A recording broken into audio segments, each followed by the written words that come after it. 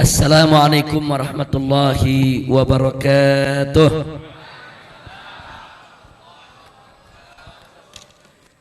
Bismillah walhamdulillah wassalatu wassalamu ala rasulillah wa ala alihi wa sahbihi wa mawalah. Wa ba'd. Siyadatul ulama'il syurafa wa sa'adatul masyaikh al-fudala wa jami'il hadirin al-ahibba'il a'izza rahimakumullah. Usikum jami'an wa nafsi bitaqwallah wa bita'ati rasulillahi sallallahu alaihi wasallam. Fa nas'alullah subhanahu wa ta'ala an yaj'alana minal muttaqin. Wa ba'd. Kepada para alim ulama, para kiai, para muallim, para tuan-tuan guru yang sama kita cintai dan sama kita muliakan. Wabil khusus orang tua kita, guru kita, sepuh kita, panutan kita semua, yaitu Syekhi Al-Walid Kiai Haji Ahmad Khalil Ridwan, hafidhahullahu ta'ala wa ra'ah, famatanallah bituri hayatih wa nafa'ana bi'ulumih fid dini wad dunya wal akhirah, amin ya rabbal alamin. Taqabbalallahu minna wa minkum fataqabbal ya karim. Selanjutnya, salam penghormatan ini dengan penuh rasa mahabbah kita sampaikan kepada seluruh kaum bapak, kaum ibu, para pemuda, para pemudi, kaum muslimin dan muslimat rahimakumullah. Ahiba'il kiram, baru saja tamu kita yang terhormat, yang sama kita cintai dan sama kita harapkan, yaitu Profesor Dr. Anies Baswedan meninggalkan tempat. Karena memang pagi ini ada beberapa tempat yang harus beliau datangi. Ada tempat yang beliau boleh menyampaikan sambutan, ada tempat yang beliau nggak boleh menyampaikan sambutan. Sebab kalau tadi beliau menyampaikan sambutan, urusannya besok Kiai Khalil dipanggil oleh Panwaslu. Nah, jadi supaya masyarakat jangan salah paham, memang ada aturan. Jadi ada tempat yang memang sudah terjadwal sebagai tempat-tempat kampanye. Nah itu beliau boleh menyampaikan kampanyenya. Tapi ada tempat-tempat yang beliau hanya bersilaturahim, duduk, bertamu. Nah itu nggak boleh. Begitu bicara sepatah kata, besok semua panitia diangkut ke Panwaslu. Nah, kira-kira jelas tidak? Jadi harap dimaklumi. Nah karena itu tadi beliau meninggalkan tempat, harus ke Mampang. Kemudian ada beberapa tempat lainnya yang harus beliau datangi hari ini. Kita doakan, mudah-mudahan segala urusannya dimudahkan oleh Allah subhanahu wa ta'ala, dan beliau bisa dimenangkan oleh Allah subhanahu wa ta'ala untuk memimpin kita semua di Jakarta, amin ya rabbal alamin. Ahiba'il kiram, tadi sambutan yang disampaikan oleh guru kita Kiai Haji Ahmad Khalil Ridwan sangat menarik. Karena tadi beliau singgung kepada kita bahwa politik itu merupakan bagian daripada ajaran Islam. Jadi jangan sekali-kali ada yang mengatakan agama dan politik harus dipisah.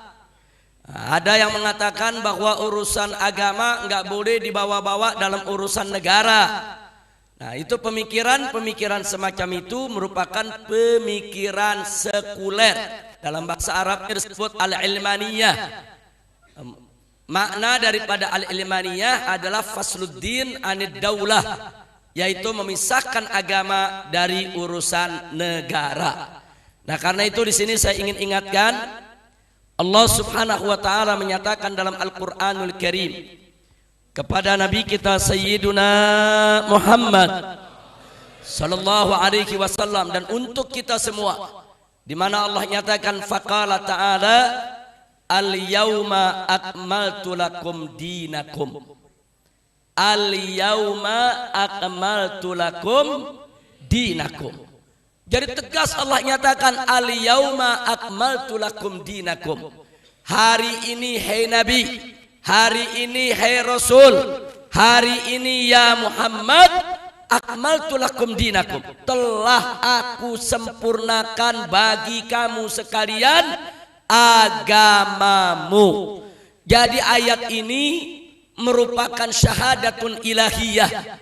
Ini merupakan kesaksian ilahi yang maha suci bahwa agama Islam yang dibawa oleh Nabi adalah agama yang sempurna, bahkan agama yang paripurna, yang tidak ada sedikit pun celah, tidak ada sedikit pun keburukan, dan tidak ada satupun persoalan yang tidak ada aturannya dalam Islam, ya ikhwah.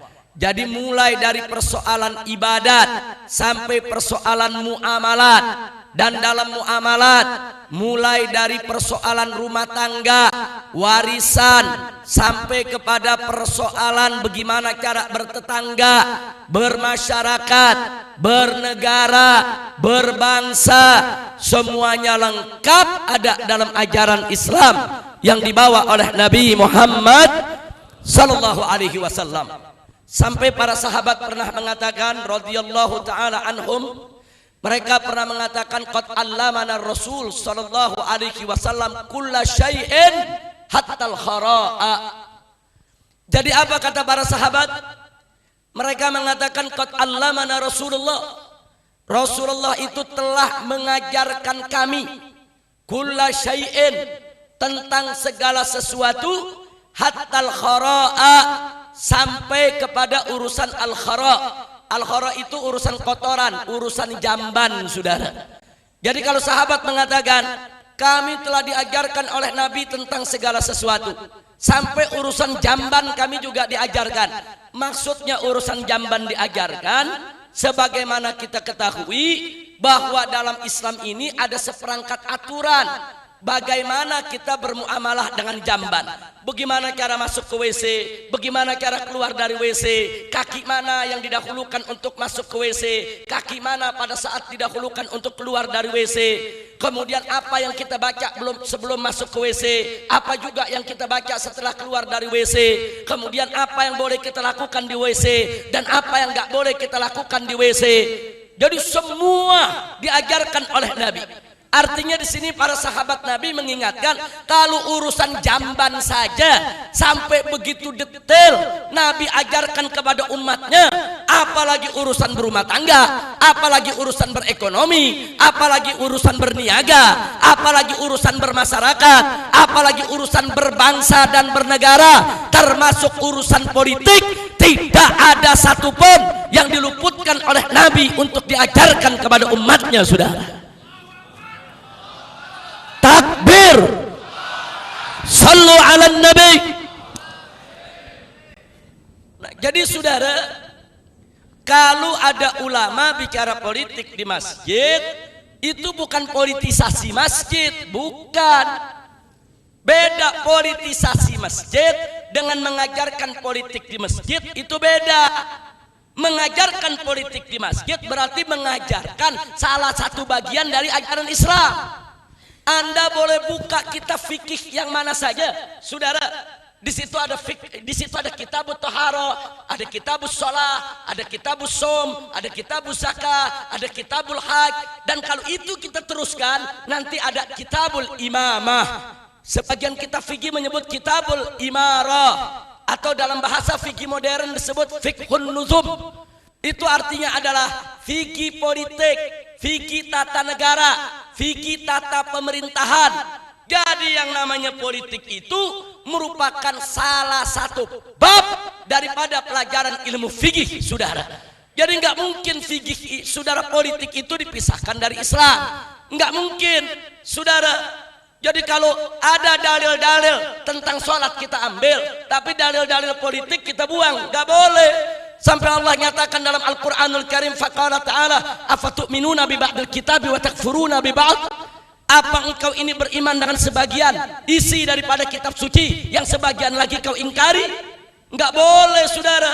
Masuklah ke dalam Islam itu secara kafah. Wallahu subhanahu wa ta'ala qal, ya ayyuhalladzina amanu dkhulu fis silmi kafah. Hei orang-orang beriman, masuklah kamu sekalian ke dalam Islam ini secara menyeluruh, secara seutuhnya, tidak setengah-setengah. Jadi kalau kita menjadi orang Islam, ambil aturan ibadatnya, ambil aturan muamalatnya, ambil aturan sholatnya, ambil aturan zakatnya, tapi ambil juga dong aturan ekonominya, aturan politiknya, aturan negaranya saudara. Karena Islam ini lengkap, Islam ini sempurna, Islam ini paripurna, nggak ada urusan yang nggak diatur dalam Islam saudara. Jadi terlalu bodoh dan terlalu naif kalau ada orang mengaku Islam terus mengatakan agama dan politik nggak boleh digabung, agama dan politik harus dipisah, negara dengan agama nggak boleh disatukan. Urusan agama adanya di masjid, adanya di musola, adanya di majelis taklim. Tapi kalau sudah di parlemen nggak usah bawa-bawa agama, itu ajaran sekuler, itu bukan dari ajaran Islam. Dan Majelis Ulama Indonesia tingkat pusat telah jelas memfatwakan bahwa sepilis, yaitu sekularisme, pluralisme, dan liberalisme, ajaran sesat menyesatkan, bukan ajaran Islam saudara. Takbir. Nah ini mestinya dipatuhi oleh negara. Saudara, buat apa ada Majelis Ulama Indonesia kalau umaroknya nggak mau mematuhi fatwa dari para ulama?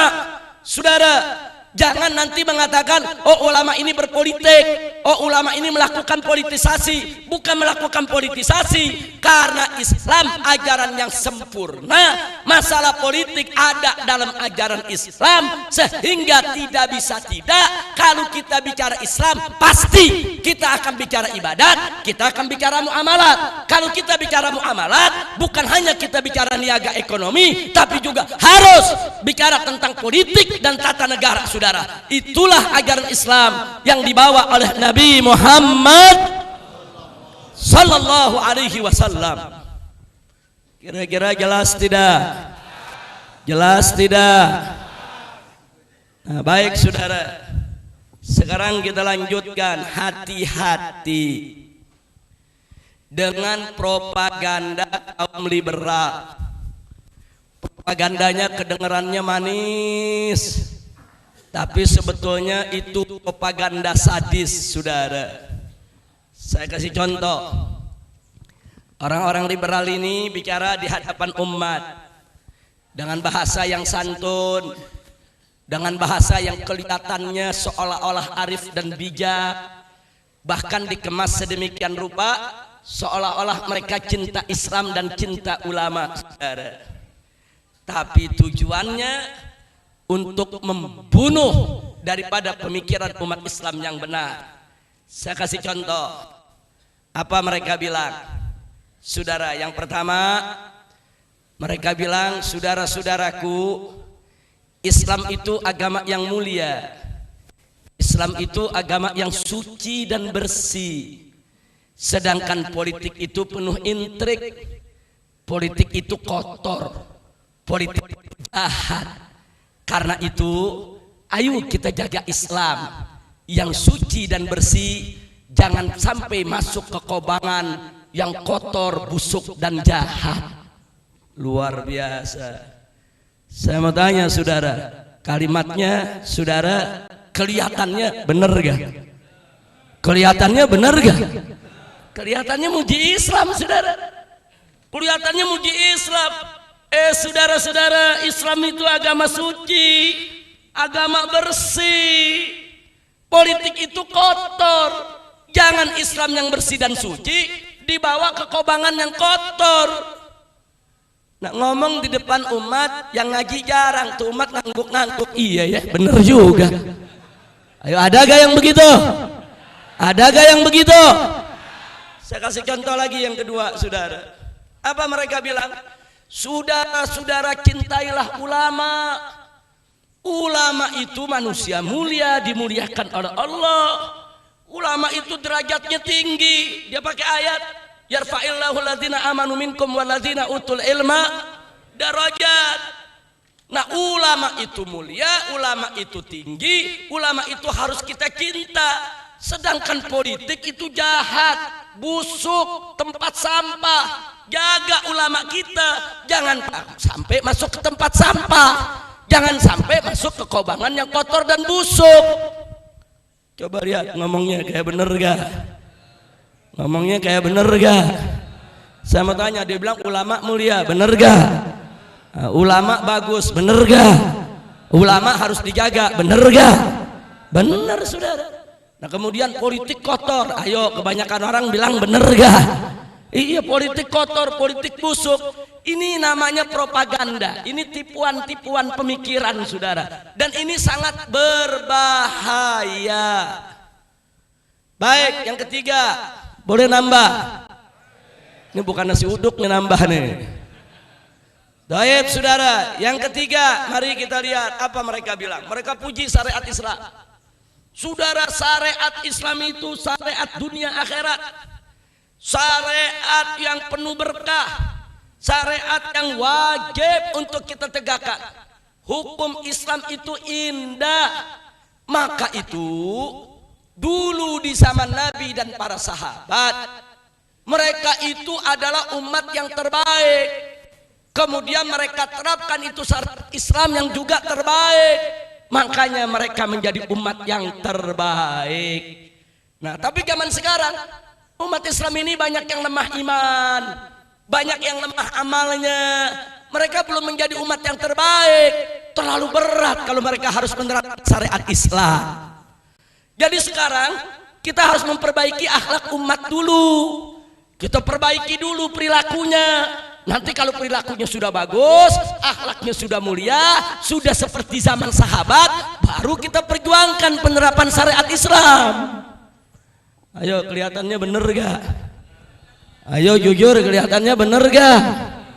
Ini namanya kalimatu haqqin yuradu biha batil.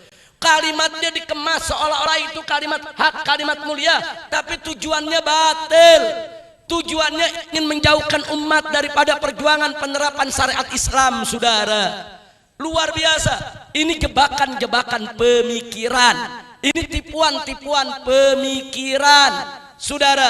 Nah, untuk yang nomor 1 dan nomor 2 tadi, saudara, begitu juga yang nomor 3, harus bisa kita counter, harus bisa kita jawab, harus bisa kita tanggapi, harus bisa kita berikan penjelasan kepada umat. Mana letak kebobrokan daripada propaganda tadi, saudara? Kalau mereka mengatakan agama Islam itu suci dan bersih, betul. Kalau mereka mengatakan ulama itu sangat mulia, harus dijaga, betul. Tapi kalau mereka mengatakan politik itu kotor, tunggu dulu, saudara. Siapa bilang semua politik itu kotor? Politik itu tergantung siapa yang memainkannya. Kalau politik itu berdiri atas dasar iman dan takwa, kalau politik itu dijalankan hanya untuk mencari ridho Allah, kalau politik itu dikelola dengan aturan syariat yang benar, maka dia akan menjadi politik yang benar, politik yang baik, politik yang bersih, politik yang bermanfaat. Itu yang tadi disampaikan oleh Kiai Khalil Ridwan yang disebut as-siyasatus syar'iyyah, politik syariat. Tapi memang kalau politik itu dikelola dengan hawa nafsu, dikelola dengan syahwat, politik itu dijauhkan daripada ajaran agama, maka dia akan menjadi politik yang kotor, politik yang busuk, politik yang politik yang seperti inilah yang boleh dimasuki oleh ulama. Politik yang seperti inilah yang gak boleh dimainkan oleh ulama. Ulama dan umat Islam wajib untuk mengelola politik yang bersih, politik yang baik, politik yang syar'i, politik yang tidak bertentangan dengan aturan syariat Islam. Betul? Betul? Kira-kira jelas tidak? Jelas tidak? Jadi politik ada dua, saudara. Ada politik khair, ada politik su. Ada siasat syar'iyah, ada politik syariat, ada politik yang nggak ikut syariat. Jadi mesti dipilah politik yang mana yang ulama nggak boleh ikut, politik yang mana yang Islam nggak boleh dibawa-bawa, yaitu politik yang kotor, saudara. Nggak boleh bawa-bawa Islam seperti sekarang ini, saudara. Mereka yang mengaku Islam, yang mendukung orang kafir sebagai pemimpin, mereka bawa-bawa ayat Al-Quran, mereka bawa-bawa hadis. Itu yang disebut mempolitisasi agama, saudara. Mereka putar balikin ayat Quran, mereka putar balikin hadis Nabi. Yang seperti itulah Islam tidak boleh untuk dibawa-bawa, saudara. Kira-kira jelas tidak? Jelas tidak? Jadi Islam yang suci, Islam yang bersih, justru saudara harus hadir di tengah-tengah politik, supaya politik itu bersih, supaya politik itu suci, supaya politik itu tidak bertentangan dengan syariat. Kalau ada orang mengatakan agama dan politik harus dipisah, itu yang mengatakan sedemikian rupa, saudara patut diduga menjalankan politik komunis, politik ateis, politik yang memang tidak mau bersentuhan dengan agama, saudara.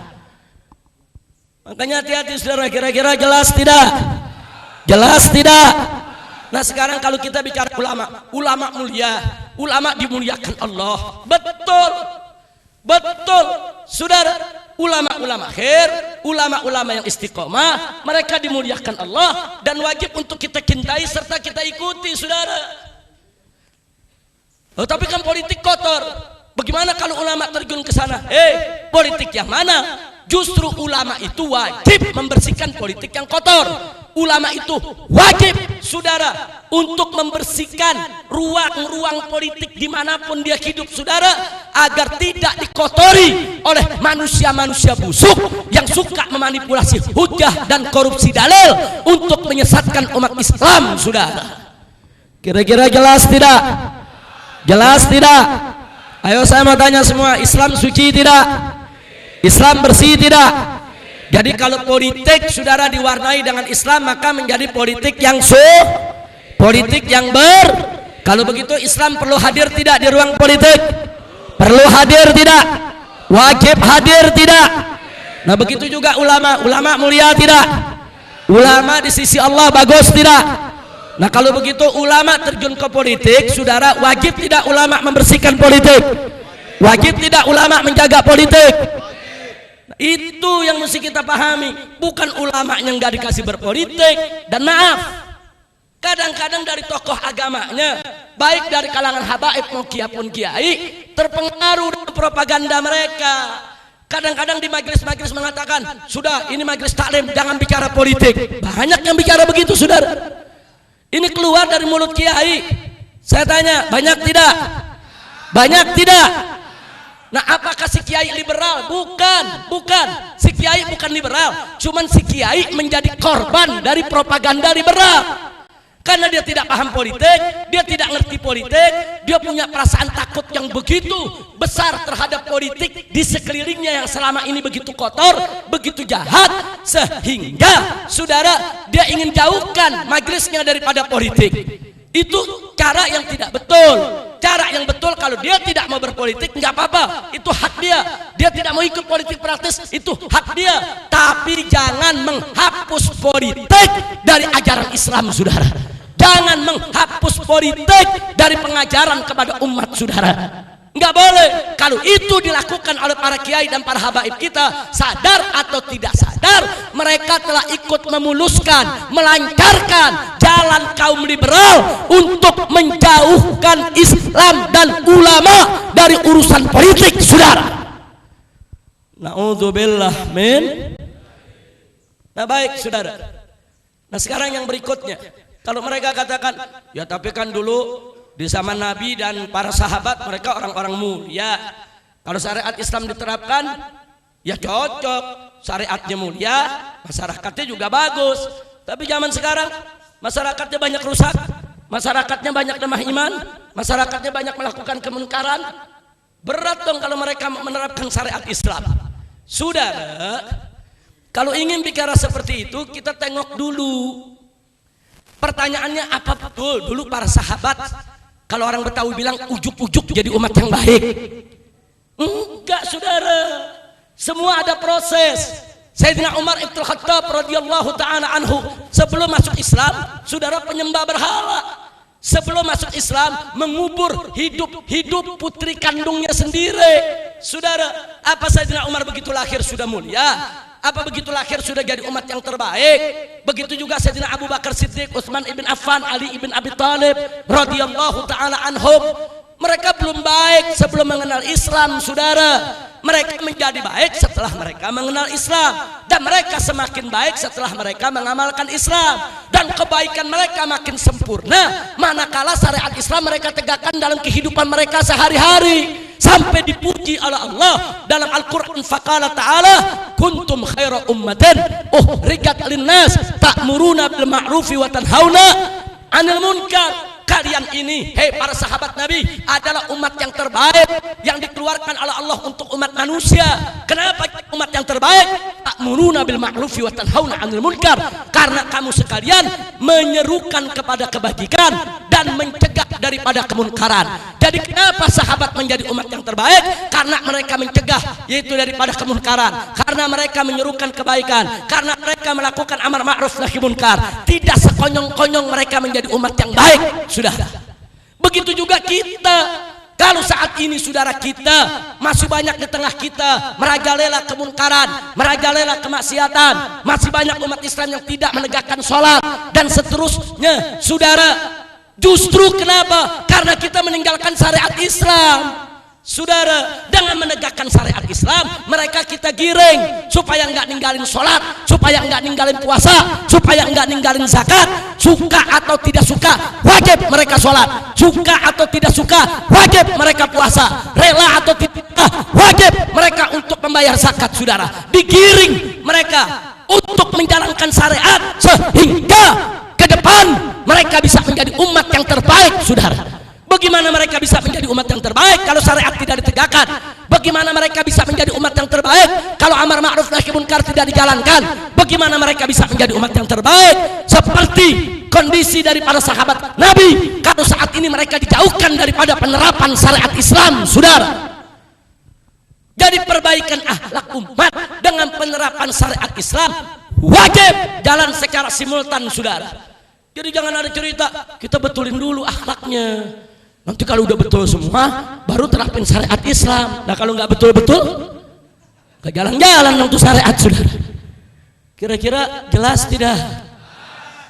Ibarat orang sholat, saudara. Ibarat orang sholat, ada ustadz ceramah,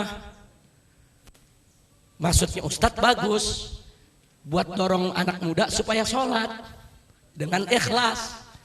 Nah, Ustadz ngomong apa? Saudara-saudara, buat apa kita sholat kalau kita tidak ikhlas? Ikhlaskan niat hanya untuk Allah supaya sholat kita diterima. Saya tanya, ceramah Ustadz bagus gak? Bagus. Cuman ada anak muda yang gagal paham. Begitu dengar, pulang, besok dia nggak sholat. Kita tanya, ente kenapa nggak sholat? Apa dia bilang? Ya habis malam ada ceramah. Buat apa sholat kalau nggak ikhlas? Saya selama ini nggak ikhlas. Daripada saya sholat percuma, mendingan nggak sholat. Masya Allah, kita tanya. Jadi nanti sholatnya kapan? Nanti kalau udah ikhlas. Nah kalau nggak ikhlas, kira-kira jelas gak? Ini gagal paham. Tahu gagal paham? Kalau bahasa universitasnya keterbelakangan intelektual. Keren tuh bahasa. Kalau bahasa orang Pekayon, goblok. Makanya bahasa orang Pekayon singkat, hemat kata, hemat huruf. Saudara, yang namanya sholat 5 waktu itu kewajiban. Ikhlas tidak ikhlas wajib sholat. Suka tidak suka wajib sholat. Rela tidak rela wajib sholat. Saudara, nggak ada itu. Oh kalau nggak ikhlas nggak sholat dulu, pala lu bomenyan. Ikhlas nggak ikhlas sholat tetap wajib, saudara. Ini kita bicara dari segi kewajiban. Kira-kira jelas tidak? Nah, jawaban yang kedua, saudara, ria itu tidak ikhlas itu penyakit hati. Bagaimana mau diobatin kalau kita nggak sholat? Saudara, obat hati itu zikir. Zikir yang paling dahsyat adalah sholat. Ala bizikrillahi tatmainnul qulub. Ingat kata Allah bahwa zikir itu bisa menenangkan hati. Zikir yang bisa mengobati penyakit hati, penyakit riya, obati dengan zikir. Saudara, zikir yang terbesar adalah sholat. Jadi walaupun dia belum ikhlas, tapi kalau dia sholat itu sama juga kalau dia sakit dia minum obat. Saudara, sholat itu obat untuk mengobati penyakit hatinya. Hari ini sholat tidak ikhlas, besok sholat tidak ikhlas, hari berikutnya sholat tidak ikhlas. Kalau terus dia genjot begitu, insya Allah suatu saat ke depan sholatnya akan ikhlas. Saudara, obati. Saudara, ini udah tahu hatinya ada penyakit riya, nggak mau diobatin, sampai budak juga nggak baik. Kira-kira jelas gak? Paham tidak? Jadi saya mau tanya, umat Islam ikhlas gak ikhlas? Sholat wajib gak? Nah, jadi ini yang kita mesti pahami, saudara. Nah, karena itu sholat itu yang akan mengobati penyakit hatinya, saudara. Sama dengan yang kita bicara tadi. Saudara, umat siap nggak siap, syariat Islam mesti jalan, itu kewajiban. Ini bukan soal siap nggak siap, enggak. Al-Quran sudah turun 30 juz, wajib kita jalankan. Saudara, umat Islam mau suka nggak suka, rela nggak rela, siap siap, syariat Islam wajib untuk dijalankan, saudara. Nggak boleh ditinggalkan. Kalau pertanyaannya, tapi umat Islam ini masih lemah imannya, umat Islam ini masih banyak melakukan kemunkaran, justru syariat yang akan mengobati penyakit perilakunya, saudara. Justru syariat yang akan mengobati kebobrokan moralnya, saudara.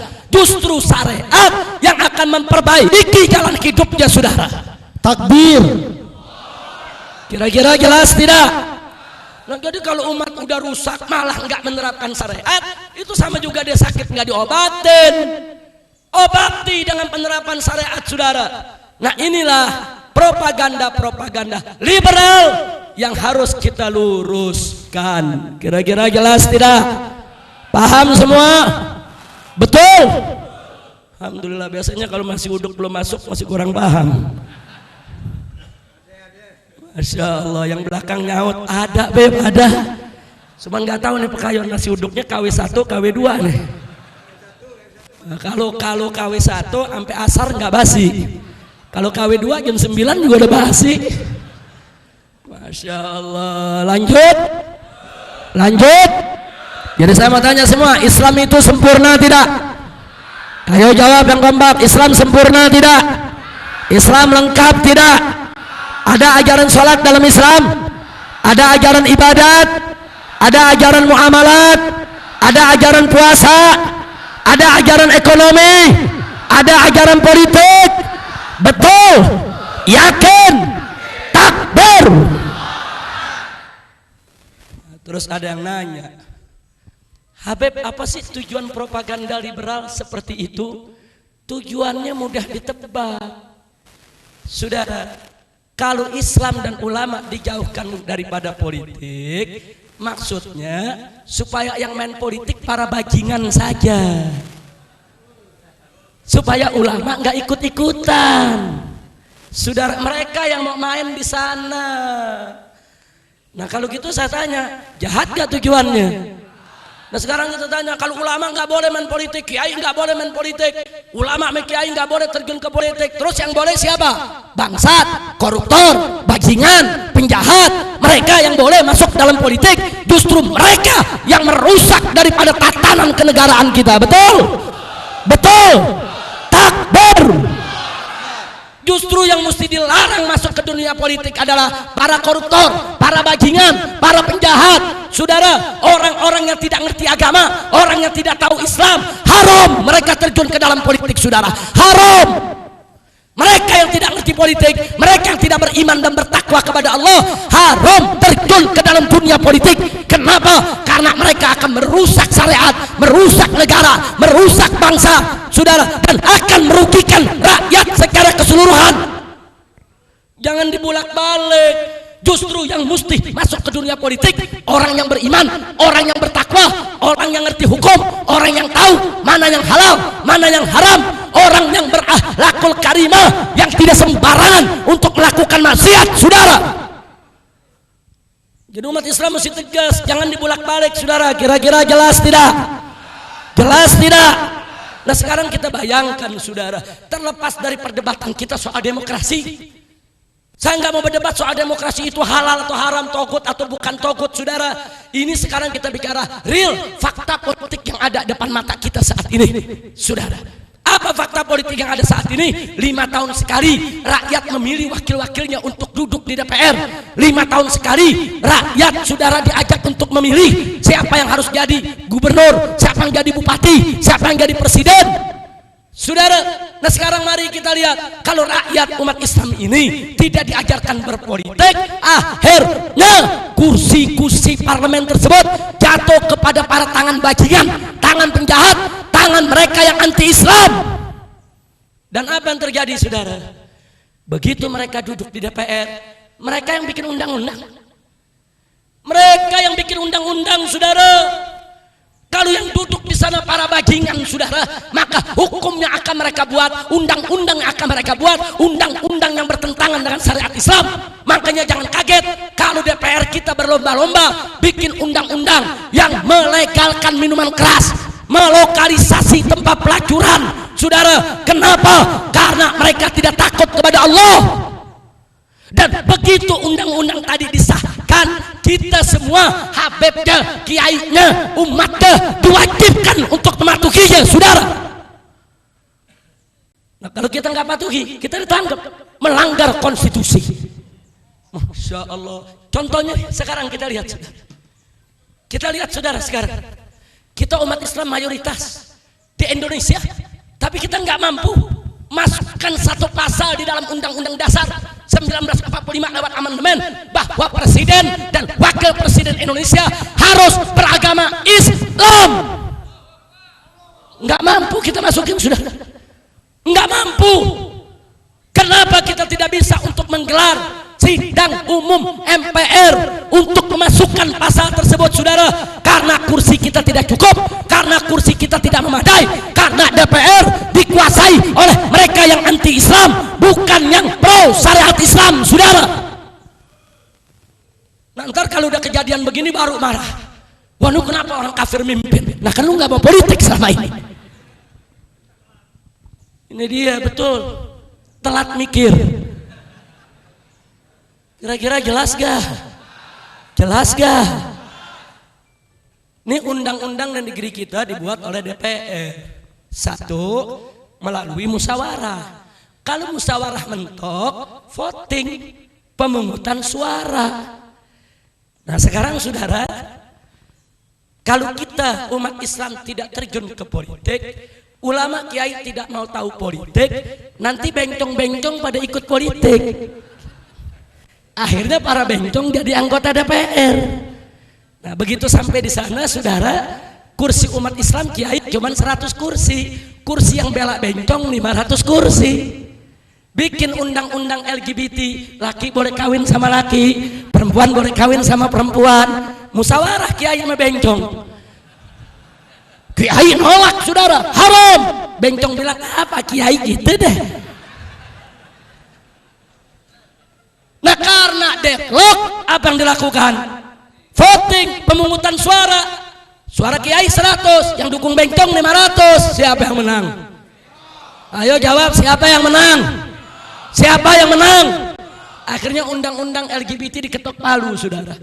Nah begitu besok ada ulama ceramah, saudara, laki kawin dengan laki haram. Bencong lapor polisi. Pak polisi mau lapor nih, kenapa? Kiai Khalil tuh langgar undang-undang. Loh langgar di mana? Tadi Kiai Khalil bilang laki nggak boleh kawin sama laki, kan undang-undangnya ada, boleh. Kiai Khalil masuk penjara, saudara. Habib yang manapun, kiai yang manapun, karena dianggap melanggar undang-undang, masuk penjara. Pertanyaannya, kenapa undang-undang bejat, undang-undang iblis macam itu bisa lolos, bisa disahkan? Itu tadi karena umat Islam dijauhkan dari politik, ulama dijauhkan dari politik, kiai dijauhkan dari politik, habaib dijauhkan dari politik, sehingga musuh-musuh Islam dengan seenaknya menguasai DPR, membuat undang-undang, membuat aturan, saudara, semua yang bertentangan dengan syariat Islam.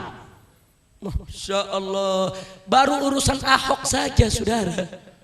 Kita teriak-teriak surat Al-Maidah 51. Kita dianggap anti NKRI, anti Bhinneka Tunggal Ika, anti Pancasila, anti Undang-Undang Dasar 1945. Bahkan tega-teganya mereka berani mengatakan ayat konstitusi di atas ayat suci.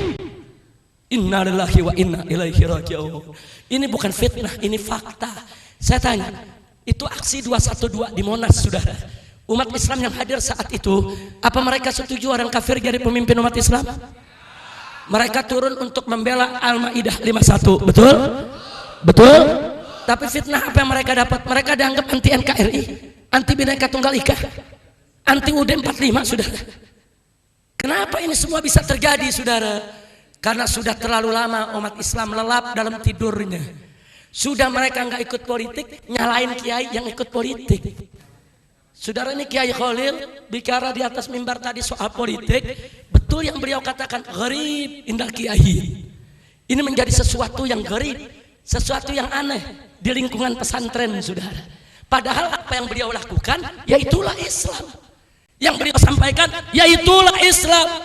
Saudara, soal kita tidak mau ikut partai, ya silakan. Soal kita nggak mau ikut politik praktis, silakan. Tapi wajib kita dukung, saudara. Saudara-saudara kita yang punya kemampuan untuk terjun dalam dunia politik, untuk menguasai eksekutif, menguasai yudikatif, menguasai legislatif, supaya ke depan tidak ada lagi peraturan yang bertentangan dengan syariat Islam, saudara. Kira-kira jelas tidak? Maka itu saya mau tanya semua yang hadir sini, siap berjuang, siap bersatu, siap tegakkan Islam, takbir, Allahu Akbar, sallu ala Nabi. Mulai hari ini, saudara, jangan kasih kesempatan bajingan, koruptor, penjahat, orang kafir, orang fasik, orang fasid, orang mufsid, orang munafik untuk mengambil alih kepemimpinan di negeri kita, saudara. Enggak boleh. Kepemimpinan di negeri kita harus dipegang oleh orang yang beriman, yang bertakwa, yang takut kepada Allah, yang cinta kepada rakyatnya, yang cinta kepada negerinya, sehingga negeri kita menjadi baldatun thayyibatun wa rabbun ghafur. Amin ya rabbal alamin. Maka itu jangan haramkan politik untuk anak-anak kita. Didik anak-anak kita. Harus ada yang jadi kiai, harus ada yang jadi profesor, harus ada yang jadi doktor, harus ada yang jadi politisi, harus ada yang jadi duduk di eksekutif, legislatif, yudikatif, bahkan harus ada yang jadi polisi dan tentara, supaya polisi tentara nggak musuhin kiai. Betul? Nah, kalau besok polisi dan tentaranya dipegang oleh santri, kiai nggak dikriminalisasi, saudara. Makanya dorong anak-anak kita jadi jenderal, pegang itu TNI, pegang itu polisi, supaya besok ke depan mereka bisa jaga umat Islam, jaga ulama, jaga kiai, jaga negara, bukan memusuhi umat Islam. Saudara, menterorisasi umat Islam, memakarisasi umat Islam, mengkriminalisasi ulama, ulama dimusuhi, saudara. Ini enggak boleh terjadi lagi, saudara. Kedorong anak-anak kita, saudara. Ini kadang-kadang orang tua bilang, nak, lu 7 turunan, gua nggak redok lu jadi polisi. Ayo, ada gak yang ngomong begitu? Ada gak yang ngomong begitu? Akhirnya yang jadi polisi anak penjudi semua. Nah, begitu yang jadi polisi anak penjudi, begitu mereka pegang pimpinan, mereka legalkan judi bapaknya, saudara. Mau bapak kandung, mau bapak angkat, saudara. Nah, ini yang terjadi, saudara. Nah, maka itu yuk, mari sama-sama kita selamatkan TNI kita selamatkan polisi kita isi dengan generasi muda kita yang beriman, yang bertakwa, yang cinta Islam, yang cinta ulama, yang cinta kiai. Semoga Allah memberikan kemenangan kepada kita. Amin ya rabbal alamin. Kira-kira saya sampaikan hari ini jelas tidak? Dan saya bertanya umat Islam ini semua sebelum saya akhiri, siap bersatu tidak? Siap bersatu tidak? Siap rebut Jakarta? Siap Islamkan Jakarta? Takbir! Jadi kita nggak boleh kalah, saudara. Kita harus berjuang. Walaupun calon kafir ini didukung oleh 9 konglomerat terkaya di Indonesia, bahkan terkaya se-Asia, saudara. Tapi jangan kita berkecil hati. Kenapa? Karena backing kita adalah yang maha kaya, yang kekayaannya tidak terhingga, yang kekayaannya meliputi segala sesuatu, yang kekayaannya tidak pernah mengering, saudara. Siapa yang maha kaya? Siapa yang maha besar? Siapa yang maha agung? Takbir. Dengan kuasa Allah 9 naga besok bisa menjadi 9 cacing, saudara. Amin. Amin. Amin. Yang penting umat Islam bersatu, saudara. Ingat, Allah mengamanatkan kita untuk selalu bersatu dalam iman, Islam dan ihsan serta takwa kepada Allah. Wallahu subhanahu wa ta'ala qala wa'tasimu bihablillahi jami'a wa la tafarraqu. Berpegang teguhlah kamu sekalian kepada hablullah. Apa itu hablullah? Tali Allah, agama Allah, aturan Allah, ketetapan Allah, hukum Allah, syariat Allah. Wajib kita bersatu dalam iman, bersatu dalam Islam, bersatu dalam ihsan, bersatu di dalam menegakkan hukum Allah subhanahu wa ta'ala. Wala tafarraqu. Dan jangan sekali-kali engkau bercerai-berai. Pertanyaannya, kenapa sih kita mesti bersatu? Oh, ada yang jawab, karena bersatu itu merupakan sumber kekuatan. Ya, jawaban itu tidak salah, jawaban itu benar. Tapi jangan lupa, ada yang lebih penting daripada sekedar kekuatan, saudara. Nabi mengatakan dalam hadisnya, alaikum bil jamaah fa inna yadallahi ma'al jamaah. Apa kata Nabi alaihi salatu wassalam? Wajib atas kamu sekalian berjamaah, bersatu, bersaudara, gotong royong, bahu membahu. Kenapa? Fa inna yadallahi ma'al jamaah. Karena sesungguhnya pertolongan itu ada pada kebersamaan, pertolongan itu ada pada persatuan dan persaudaraan. Ini yang lebih penting, saudara. Artinya kalau kita bersatu bukan hanya sumber kekuatan, tapi itu merupakan sumber pertolongan dari Allah, sumber keberkahan dari Allah. Saudara, sebanyak apapun jumlah kita, sebesar apapun kekuatan kita, sekaya apapun harta benda kita, kalau tidak diberkahi Allah, kalau tidak ditolong oleh Allah, percuma, saudara. Tapi sedikit apapun harta benda kita, sekecil apapun kekuatan kita, saudara, dan sekecil apapun jumlah kita, tapi kalau pertolongan Allah bersama kita, keberkahan dari Allah bersama kita, kekuatan besar apapun nggak mampu untuk memporak-porandakan kita. Betul? Takbir. Siap raih pertolongan Allah, siap raih keberkahan dari Allah. Kuncinya bersatu, saudara. Kalau kita bersatu, ada pertolongan Allah dan keberkahan dari Allah. Kalau sudah ada keberkahan dan pertolongan Allah, saudara, enggak usah khawatir. Kita akan sangat kuat sekali, saudara. Dan kekuatan kita nggak bisa dihancurkan oleh naga-naga yang besok bakal jadi cacing semua, saudara. Maka itu saya minta kepada Anda, jangan mau dipecah belah. Satukan kekuatan kita semua, pala jadi kaki, kaki jadi pala. Islam harus menang di Jakarta, saudara. Setuju? Nah, maka itu saya minta bantuan Anda semua.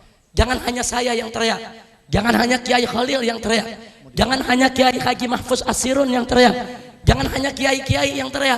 Tapi saya minta setiap umat Islam yang ada di Jakarta ini, saudara, datangi, ketuk pintu rumah saudara-saudara kita.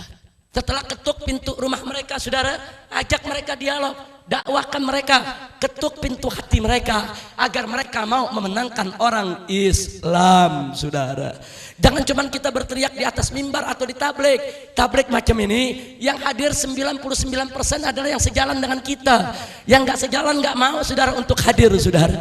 Nah, maka itu tugas Anda semua, datangi mereka, ketuk pintu rumah mereka, bantu kalau mereka kesusahan, doakan kalau mereka kesusahan, saudara. Ketuk pintu hatinya, ketuk pintu hatinya, saudara, supaya mereka takut kepada Allah, cinta kepada Nabi, supaya mereka mau pilih pemimpin Muslim.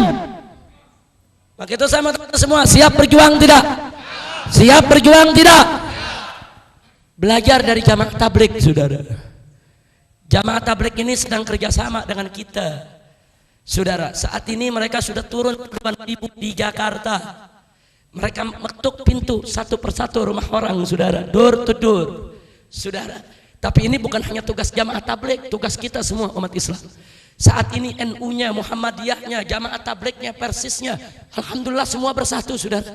Apalagi semenjak aksi 212, orang nggak tanya Anda NU, Anda Muhammadiyah, Anda FPI, enggak, Anda Islam, saya Islam. Ayo kita bela Islam. Ini persatuan kita semua, nggak boleh lagi kita dipecah. Betul? Siap bersatu, siap bersaudara, siap berjuang, siap rebut Jakarta. Takbir. Allahu Akbar. Masya Allah. Maka itu saudara, kenapa saya dan kawan-kawan nggak mau jadi tim sukses, nggak mau ikut kampanye. Kalau kita jadi tim sukses, kita ikut kampanye, kita nggak bisa bicara bebas saudara. Nggak bisa, karena kita terkena undang-undang saudara, undang-undang pilkada. Tapi kalau kita sebagai kiai, kita sebagai ustadz, kita sebagai guru, 24 jam bebas kita ngomong di mana saja saudara. Mau ngomong di masjid, mau ngomong di pasar, mau ngomong di majelis taklim saudara, nggak ada yang bisa larang kita. Mau ngomong di khutbah Jumat, mau ngomong di tablik-tablik, di pengajian, bebas saudara. Karena itu para ulama, para kiai, saudara saat ini tidak kampanye untuk Anies, tapi kampanye buat Islam, buat Allah dan Rasulnya. Tidak menjadi tim sukses Anies, tapi menjadi tim sukses Al-Maidah 51. Bagaimana ayat tersebut bisa diterapkan dalam kehidupan berbangsa dan bernegara di Indonesia, saudara?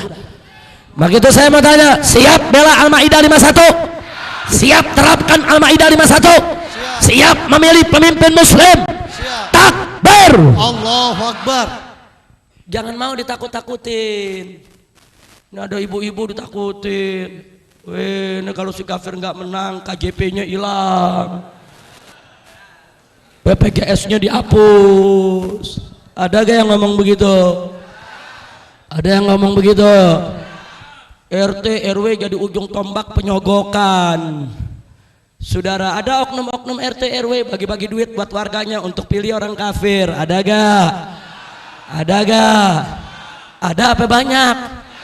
Banyak. Ya gue ceramah sampai di sini aja dah. Lu jawab banyak. Innalillahi wa inna ilaihi rajiun. Saudara, jangan mau ditakut-takutin. Mulai sekarang nih. Nih saya mau kasih ilmu nih.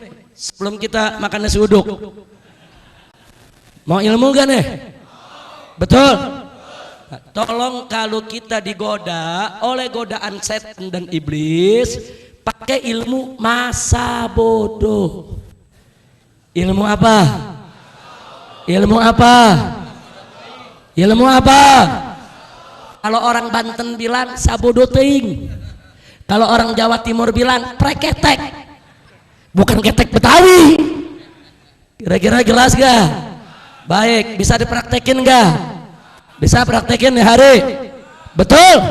Ayo, saya mau tanya semua, jawab yang kompak. Yang gak jawab gak dapat nasi uduk. Ayo jawab yang kompak semuanya. Saya mau tanya, salat 5 waktu hukumnya apa? Jawab yang kompak, salat 5 waktu hukumnya apa? Hukumnya apa? Siapa yang mewajibkan? Siapa yang mewajibkan? Siap tunduk kepada Allah, siap mematuhi perintah Allah. Kalau begitu siap melaksanakan salat? Betul? Yakin? Janji? Tapi capek. Lu jawabnya lemes banget, masa bodoh. Ayo saya tanya sekali lagi, sholat 5 waktu hukumnya apa? Siapa yang mewajibkan? Siap patuhi Allah, siap tegakkan sholat? Betul? Yakin? Tapi capek, tapi ribet, tapi buang waktu, tapi subuh lagi tidur enak. Takbir. Cakap, lulus lo semua. Itu namanya ilmu masa bodoh. Masa bodoh godaan setan, betul? Masa bodoh dengan godaan iblis, betul? Sholat wajib tetap harus kita laksanakan apapun godaannya, betul? Pertanyaan kedua, puasa di bulan Ramadan hukumnya apa? Jawab sekali lagi, hukumnya apa? Siapa yang mewajibkan? Siapa yang mewajibkan? Siap taat kepada Allah, siap mematuhi Allah, siap laksanakan puasa Ramadan? Betul? Yakin? Janji? Tapi haus, tapi lapar, tenggorokan panas, perut perih, lemes-lemes. Takbir. Begitu cara jawab. Masa bodoh. Kira-kira jelas gak? Tapi lu jangan gagal paham. Akhirnya besok lagi tidur enak subuh dibangunin emaknya, tong bangun sholat, masa bodoh. Tuh, lu salah penerapan tuh. Ini masa bodoh buat lawan godaan setan, jelas tidak? Kalau diajak kebaikan jangan masa bodoh, jelas tidak? Lanjut. Nah sekarang larangan, saudara. Saya mau tanya nih kepada semua yang ada di sini, saudara. Saya mau tanya, mencuri itu dalam Islam hukumnya apa? Siapa yang mengharamkan? Kalau begitu korupsi itu halal atau haram? Halal atau haram? Yakin? Betul? Nah kalau gitu masyarakat yang ada di sini mau korupsi tidak? Mau korupsi tidak? Yakin? Betul? Janji? Tapi cepat kaya. Kan gaji kecil, nggak ada yang tahu, nggak diperiksa polisi, nggak ditangkap KPK, dilindungi presiden. Takbir. Masa bodoh, nggak ada urusan dengan segala godaan. Korupsi sekali haram tetap haram. Umat Islam tidak boleh untuk korupsi, betul? Takbir. Boleh nanya lagi? Boleh nanya lagi? Yang keempat nih, ibu ikut jawab bu. Bu, ibu yang nggak jawab saya doain biar lakinya pada kawin lagi. Tapi kalau ibu ikut jawab biar lakinya pada setia.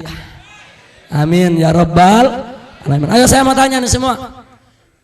Kalau kita punya anak gadis muslimah dilamar sama pemuda kafir, boleh atau tidak? Halal atau haram? Halal atau haram?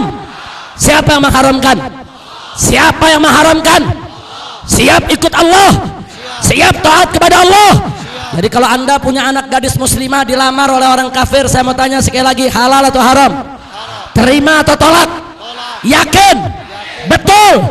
Janji? Tapi kaya, tapi ganteng, tapi mobilnya mewah, rumahnya megah, artis, kesohor, setia, dia janji sehidup semati. Takbir. Ini bukan soal setia atau tidak setia, ini bukan soal dia baik atau tidak baik, ini persoalan hukum Allah. Allah mengharamkan, ya selesai. Mau dia kaya, mau dia artis, mau dia kesohor, mau dia setia, mau dia disebut orang baik, sekali haram tetap haram, nggak boleh untuk kita langgar, betul? Takbir. Allahu Akbar. Kira-kira jelas tidak? Sekarang pertanyaan yang terakhir. Sekarang saya mau tanya saudara, dalam surat Al-Maidah ayat 51, Allah menyerukan orang yang beriman dengan seruan yang penuh kasih sayang. Allah nyatakan, ya ayyuhalladzina amanu, duhai orang-orang yang beriman. Luar biasa cara Allah memanggil kita hambanya yang beriman. Itu cara yang santun, ramah, penuh cinta. Kita dimanjakan oleh Allah. Itu panggilan ya ayyuhalladzina amanu, an-nidaul habib, kata para mufassir. Ini merupakan seruan yang penuh cinta kasih. Setelah itu apa Allah nyatakan? La tattakhidul yahuda wan nasara. Jangan engkau sekali-kali menjadikan atau mengambil orang-orang Yahudi dan Nasrani aulia sebagai aulia. Aulia itu bentuk jamak, kata tunggalnya wali. Seorang nabi disebut nabi. Kalau nabinya banyak, ambiya. Seorang bertakwa disebut taqi. Kalau orang bertakwanya banyak, atqiya. Seorang yang suci disebut sofi. Kalau orang sucinya banyak, asfiya. Seorang wali disebut wali. Kalau walinya banyak, aulia. Saudara, lalu apa sih makna wali? Saudara, liwaliyin ma'anin muta'addidah. Yang namanya kata wali dalam bahasa Arab ada beberapa makna. Satu, artinya teman setia. Dua, artinya orang kepercayaan. Tiga, artinya pelindung. Empat, artinya pemimpin. Masih banyak makna yang lain, saudara. Nah, artinya apa? Nah, jangan kita ditipu dengan perbedaan makna, saudara. Karena maksudnya sama. Loh, sama bagaimana? Mari kita lihat. Orang-orang beriman tidak boleh menjadikan orang Yahudi dan Nasrani sebagai teman setia, sebagai orang kepercayaan, sebagai pelindung, apalagi sebagai pemimpin. Jangan dipilah-pilah. Ada mengatakan yang nggak boleh itu sebagai teman setia, kalau sebagai pemimpin boleh. Lu belajar tafsir di mana? Di kandang kebo. Yang benar, saudara, enggak begitu, saudara. Yuk mari kita lihat. Kalau mentafsirkan Al-Quran, apalagi yang menyangkut ayat hukum, seseorang itu mesti menguasai usul fikih, saudara. Enggak cukup hanya dengan menguasai bahasa Arab.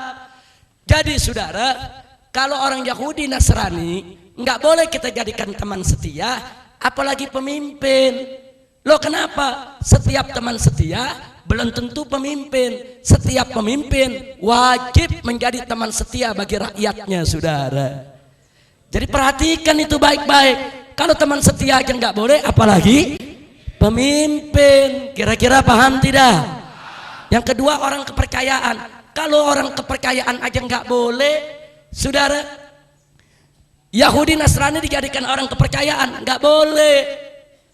Kalau orang kepercayaan aja nggak boleh, apalagi pemimpin. Loh, kenapa? Setiap orang kepercayaan belum tentu dia pemimpin. Setiap pemimpin wajib untuk menjadi orang kepercayaan bagi rakyatnya, saudara. Jadi pemimpin itu maknanya a'am wa ashmal, saudara. Hati-hati. Nah, yang ketiga, saudara, pelindung. Nah, kalau Yahudi Nasrani jadi pelindung aja nggak boleh, apalagi jadi pemimpin. Loh, kenapa? Setiap pelindung belum tentu pemimpin. Setiap pemimpin wajib untuk menjadi pelindung bagi rakyatnya, saudara. Jadi ayat tersebut mau diartikan teman setia, mau diartikan orang kepercayaan, mau diartikan pelindung, tiga-tiganya harus ada dalam diri seorang pemimpin, saudara. Seorang pemimpin wajib menjadi teman setia bagi rakyatnya, wajib untuk menjadi orang kepercayaan bagi rakyatnya, wajib untuk selalu melindungi rakyatnya, saudara. Kalau orang kafir jadi teman setia aja nggak boleh, jadi orang kepercayaan saja tidak boleh, jadi pelindung saja tidak boleh, apalagi menjadi pemimpin. Masya Allah, kira-kira jelas gak? Makanya saya bingung, ada nafsir enggak, maksudnya teman setia. Ini dia nih, kita pakai tafsir Jalalain, dia pakai tafsir jalan lain. Nah, begini kemana nggak ngawur? Kira-kira jelas gak? Jelas gak? Paham tidak? Nah, jadi sekarang kesimpulannya aja, saudara, berdasarkan surat Al-Maidah 51, apa orang Yahudi dan Nasrani boleh jadi pemimpin umat Islam? Jawab yang kompak, boleh tidak? Jawab yang kompak, boleh tidak? Halal atau haram? Halal atau haram? Nah, sekarang saya mau tanya, surat Al-Maidah 51 firman siapa? Firman siapa? Firman siapa? Yang namanya firman Allah boleh gak dibaca dalam masjid? Boleh gak dibahas dalam majelis? Boleh gak disampaikan dalam khutbah Jumat? Boleh tidak dibahas dalam tabligh akbar? Boleh tidak? Boleh tidak? Bahkan wajib untuk disampaikan kepada umat, saudara. Nah, sekarang saya mau tanya lagi. Jadi berdasarkan Al-Maidah 51, sekali lagi, orang kafir jadi pemimpin umat Islam halal atau haram? Siapa yang mengharamkan? Siapa yang mengharamkan?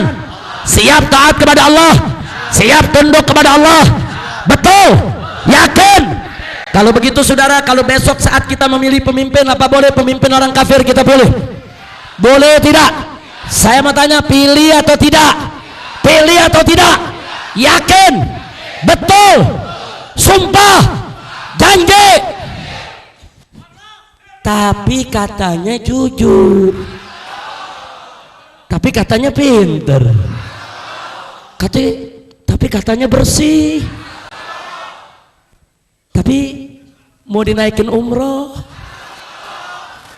marbot dinaikin umroh, Pesantren mau dibantu, kiai mau dihajiin, dapat KJP, BPJS, dikasih duit 500.000, 1 juta, 5 juta, 10 juta. Lu susah bener sih dirayunya loh. Takbir. Nah, begitu dong, lulus semua. Karena udah lulus, ceramah selesai. Kan udah lulus. Masya Allah, kira-kira jelas gak? Jelas gak? Tapi nggak usah khawatir, Bu. Siapa bilang KJP dihapus? KJP dan BPJS itu hak rakyat yang diberikan oleh negara. Jadi kalau besok gubernur muslim yang pimpin Jakarta, ibu nggak dapat KJP tapi dapat KJP plus. Lo kok bisa plus? Plus berkah, plus ridho Allah, plus masuk surga. Nah, saya tanya, cakep gak KJP-nya? Cakep gak KJP-nya? Tapi kalau gara-gara KJP dijanjiin orang kafir milih kafir, itu namanya KJP minus. Lo kok bisa minus? Iya, dia nggak minus berkah, minus ridho, minus surga, betul? Nah, maka itu saya mau tanya, mau ditipu sama KJP? Mau ditipu sama BPJS? Mau ditipu sama PBB? Mau ditipu dengan iming-iming duit? Ya, sekali lagi saya tanya saudara, memilih pemimpin kafir bagi umat Islam boleh atau tidak? Boleh atau tidak? Halal atau haram? Jadi besok memilih pemimpin muslim atau kafir? Muslim atau kafir? Yakin? Kalau ada calon kafir pilih atau tolak? Pilih atau tolak? Pilih atau tolak? Tapi pinter. Masa bodoh. Tapi katanya bersih. Tapi katanya rajin. Masa bodoh. Katanya sih nggak korupsi, katanya. Dibagi duit 5 juta, 10 juta. Kalau nggak milih diancam, mau dimasuk penjara, mau diculik, mau dibunuh. Takbir. Udah, lo kalau ame dibunuh aja udah masa bodoh, udah lulus bener dah. Udah nggak perlu ditanya lagi.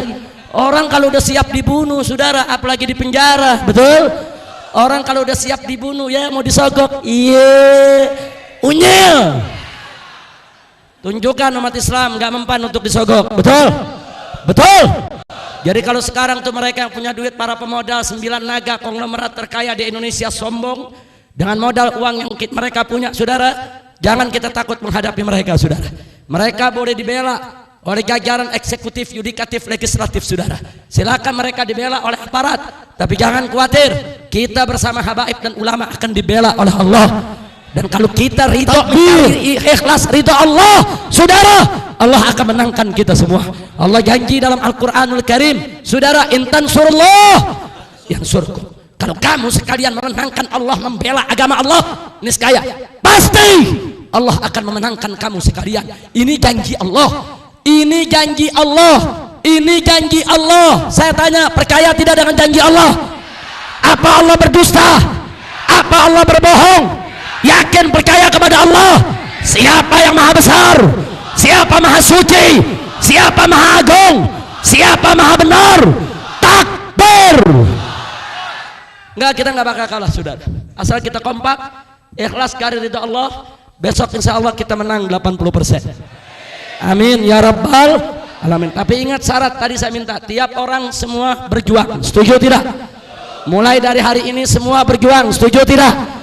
Ketok pintu setiap rumah orang, berikan penjelasan, betul. Jangan caci maki mereka, jangan hina mereka, jangan kucilkan mereka.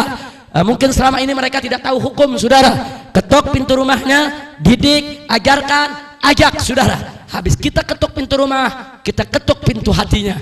Insya Allah besok kita menang.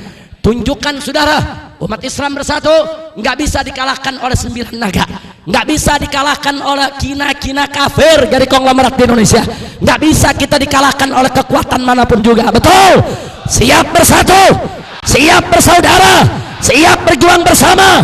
Takbir. Nah, karena itu saudara, sebagai penutup ceramah saya mau angkat sumpah dan janji yang ada di sini semua. Setuju? Setuju? Ikuti yang saya bacakan semua. Bismillahirrahmanirrahim. Bismillahirrahmanirrahim. Asyhadu an la ilaha illallah. Asyhadu an la ilaha illallah. Wa asyhadu anna Muhammadar Rasulullah. Wa asyhadu anna Muhammadar Rasulullah. Radina billahi rabba. Radina billahi rabba. Wa bil islami dina. Wa bil islami dina. Wa bi Muhammadin. Wa bi Muhammadin. Sallallahu alaihi wasallam. Sallallahu alaihi wasallam. Nabiyyan wa rasula. Nabiyyan wa rasula. Wa bil Qur'ani imama. Wa bil Qur'ani imama. Wa bil muslimina ikhwana. Wa bil muslimina ikhwana. Demi Allah. Demi Allah. Kami bersumpah. Kami bersumpah. Dan kami berjanji. Kami berjanji. Bahwa kami hanya akan memilih, membela, memenangkan calon gubernur Muslim untuk memimpin Jakarta. Demi Allah, kami bersumpah dan kami berjanji tidak akan memilih calon gubernur kafir untuk memimpin Jakarta. Sesungguhnya Allah Maha menyaksikan sumpah dan janji kami ini. Dan sesungguhnya Allah sebaik-baiknya yang menyaksikan. Takbir. Allahu Akbar. Sallu ala Nabi. Allahumma shalli ala Nabi. Alhamdulillah, Bu, udah disumpah. Oh, ini yang hadir sini anak muda, lu udah disumpah. Pokoknya besok 19 April yang udah disumpah ngelanggar janji, pilih orang kafir langsung giting. Amin.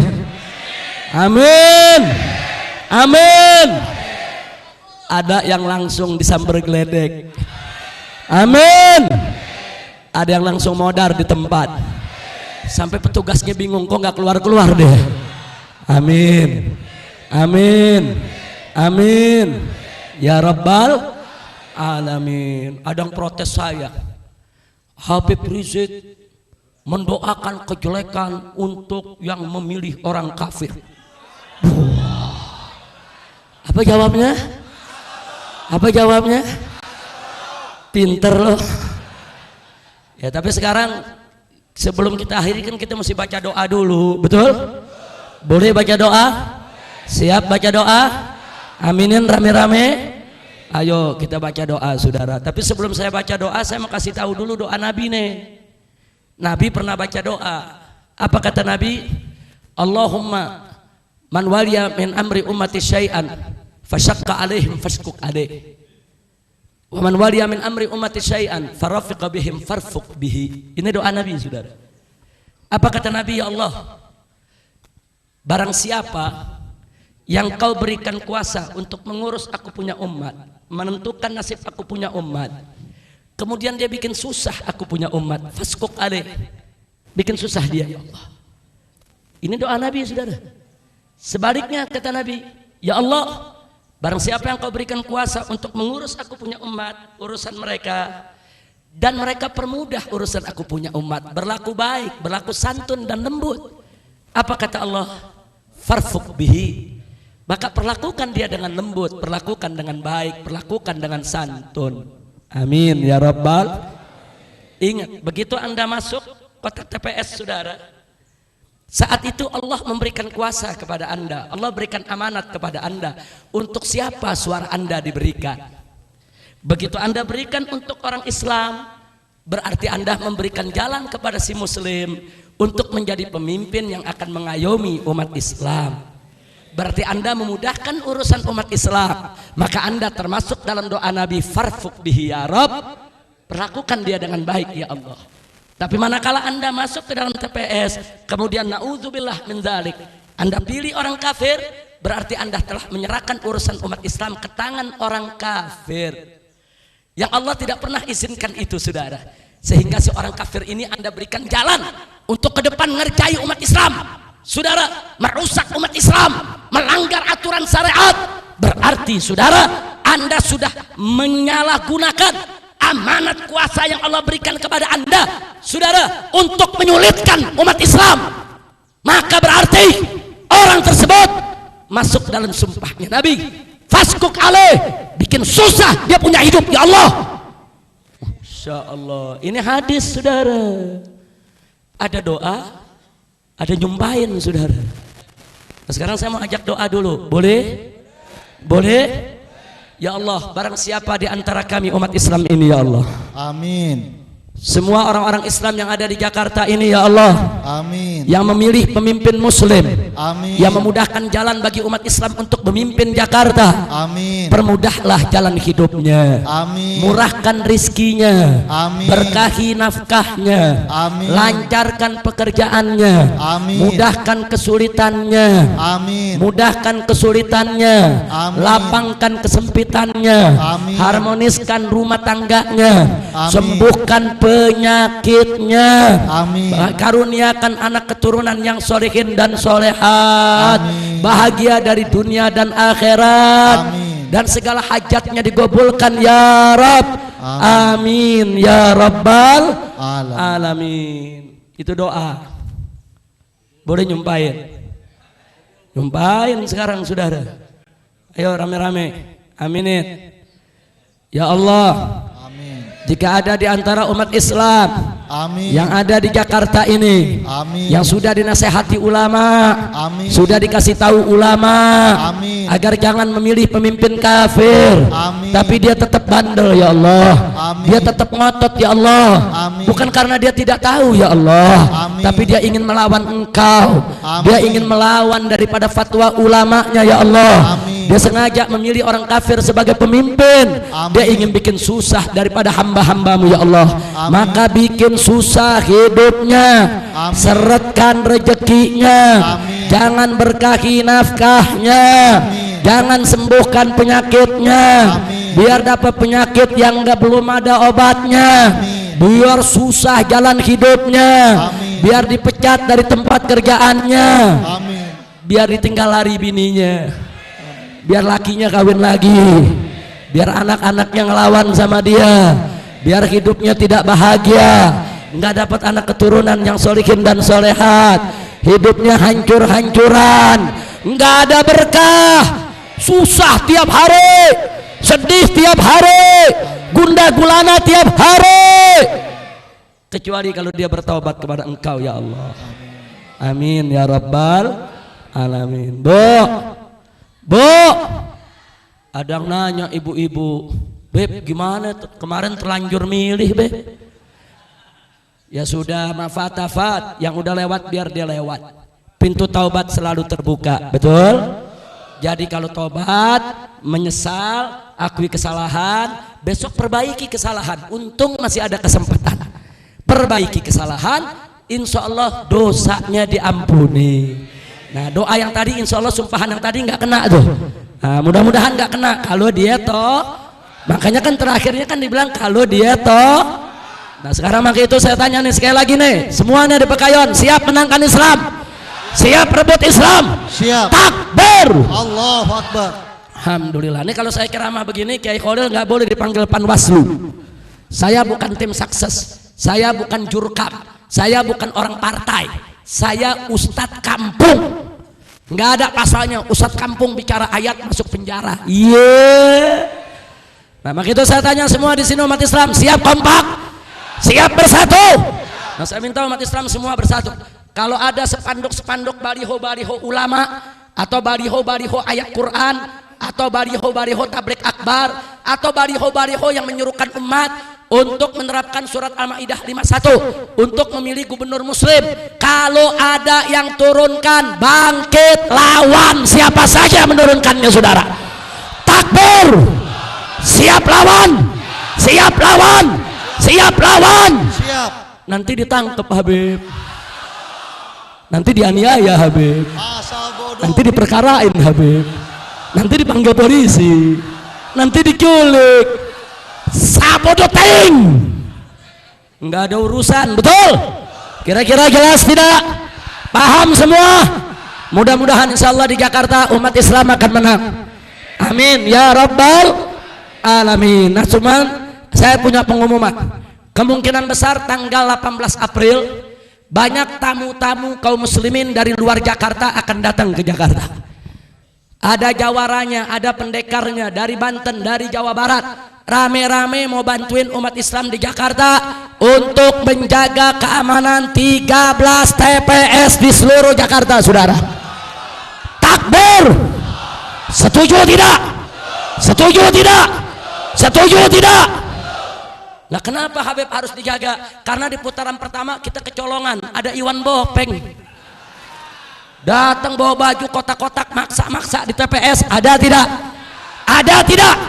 Petugas KPPS dipaksa, diintimidasi, betul? Nah besok nggak boleh terjadi lagi, saudara. Tiap TPS harus dijaga oleh satu laskar, satu jawara, satu pendekar, dibela oleh umat Islam yang ada di tempat tersebut. Setuju tidak? Setuju tidak? Kalau ada orang model-model Iwan Bopeng, langsung sikat di lapangan, saudara. Tangkap, jebloskan ke penjara. Berani tidak? Berani tidak? Berani tidak? Takbir. Kita jaga semua TPS, jangan ada intimidasi, jangan ada kecurangan. Setuju tidak? Setuju tidak? Kalau tidak ada kecurangan, saudara, enggak, umat Islam enggak bakal kalah, saudara. Enggak bakal kalah. Saya berani katakan di sini, kalau besok digelar dengan jujur, dengan adil, nggak ada kecurangan, nggak ada pemberian suara di mana-mana, nggak ada intimidasi, umat Islam nggak bakal kalah. Kita akan menang 80%, insya Allah, saudara. Takbir. Allahu Akbar. Takbir. Allahu Akbar. Maka itu umat Islam harus menjaga, dan kehadiran tamu-tamu dari luar ini penting. Sebab kalau sampai kita menang, kemudian yang kalah ini punya banyak preman, saudara. Ini yang kalah ini sudah ngumpulin preman dari mana-mana tempat, saudara. Kalau sampai kita menang, dia kalah, kemudian dia bikin kerusuhan di mana-mana, dia bikin keributan di mana-mana, maka kita rame-rame angkat senjata, habisi mereka semua, saudara. Takbir. Allahu Akbar. Siap jihad. Siap jihad. Siap jaga Jakarta. Siap bela Jakarta. Siap amankan Jakarta. Takbir. Allahu Akbar. Maka itu bajingan-bajingan preman-preman yang dibayar oleh kelompok musuh-musuh kita, jangan coba-coba bermimpi untuk bikin kekacauan di Jakarta. Anda coba-coba bikin kekacauan di Jakarta, berarti Anda sudah memancing umat Islam, betul?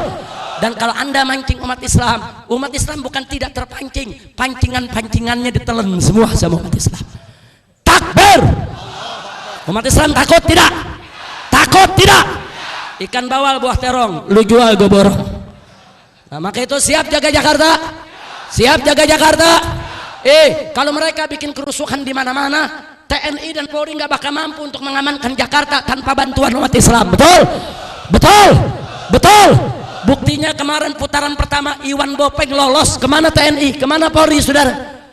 Nah coba kalau besok terjadi kerusuhan, toko dibakar, pom bensin dibakar, pasar dibakar, saudara, polisi, tentara tidak akan mampu untuk mengatasi itu tanpa bantuan umat Islam. Maka itu umat Islam siaga satu dari saat ini. Siapapun ingin mengacaukan Jakarta, usir dari Jakarta, saudara. Takbir. Allahu Akbar. Takbir. Allahu Akbar. Siap bela Islam, siap bela Allah, siap bela Nabi, siap bela Quran, siap bela agama, siap bela negara, siap bela NKRI, siap bela Jakarta. Takbir. Allahu Akbar. Takbir. Allahu Akbar. Sallu ala Nabi. Al-Quran imam kami, Al-Quran pedoman kami, Al-Quran petunjuk kami, Al-Quran satukan kami semua. Al-Quran Imam kami, Al-Quran pedoman kami, Al-Quran petunjuk kami, Al-Quran satukan kami. Sekali lagi, Al-Quran imam kami, Al-Quran pedoman kami, Al-Quran petunjuk kami, Al-Quran satukan kami. Aksi bela Islam, aksi bela Islam, aksi bela Islam, Allah Allahu Akbar. Aksi bela Islam, aksi bela Islam, aksi bela Islam, Allah Allahu Akbar. Angkat tangan semua, Allahu Akbar, Allahu Akbar, Allahu Akbar, Allahu Akbar, Allahu Akbar, Allahu Akbar, Allahu Akbar, Allah Allahu Akbar. Sekali lagi, Al-Quran imam kami semua, Al-Quran pedoman kami semua, Al-Quran petunjuk kami, Al-Quran satukan kami, Al-Quran imam kami, Al-Quran pedoman kami, Al-Quran petunjuk kami, Al-Quran satukan kami. Aksi bela Islam, aksi bela Islam, aksi bela Islam, Allah Allahu Akbar. Aksi bela Islam, aksi bela Islam, aksi bela Islam, Allah Allahu Akbar. Angkat tangan semua, Allahu Akbar, Allahu Akbar, Allahu Akbar, Allahu Akbar, Allahu Akbar, Allahu Akbar, Allahu Akbar, Allah Allahu Akbar. Takbir, takbir, takbir. Sallu ala Nabi. Sekian yang bisa saya sampaikan pada kesempatan pagi hari ini.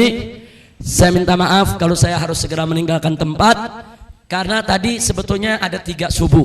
Subuh di sini, subuh di Johar Baru Senen, dan subuh di Koja Jakarta Utara. Sebagian teman-teman sudah dari subuh di sana. Dari sini saya akan kejar ke sana. Mudah-mudahan semua bisa terkejar. Dan memang saya utamakan di sini karena saya punya utang dengan Kiai Khalid. Berkali-kali diundang, berkali-kali nggak bisa datang.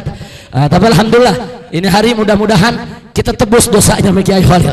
Nah, terima kasih atas segala perhatian. Saya mohon maaf atas segala kekurangannya. Jangan ada yang bubar dulu sebelum ditutup doa oleh Kiai kita.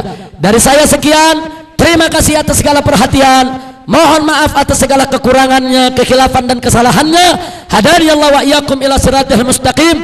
Wallahul muwaffiq ila aqwamit thariq.